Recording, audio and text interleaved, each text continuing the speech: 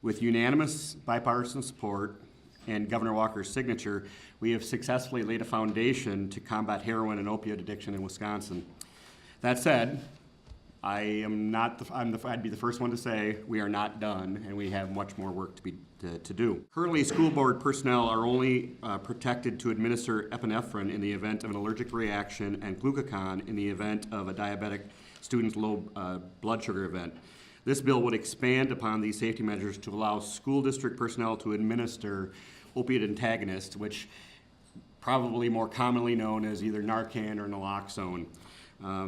This would give them the ability to do this without a concern of liability. Expanding access to life-saving drugs is a very critical step in preventing further loss of life in Wisconsin. There are people that might argue that sometimes this is actually enabling the behavior. There's one basic step in the opinion that we've taken when working on the heroin and opiate abuse in our state. Long-term goal is to get people into recovery and to be functioning citizens. There's one basic fact. If they're dead, that cannot happen. Continuing on something that's been very, very successful in our state, and that's our treatment and diversion programs. These problem-solving courts are much more successful than traditional incarceration and corrections programs at a much lower cost.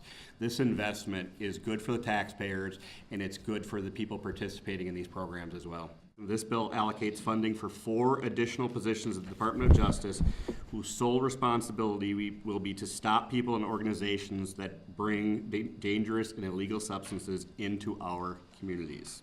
With Naloxone or Narcan, there are, in my view, and the way I've been educated on it, there is no danger to the person receiving the drug, even if it's administered incorrectly.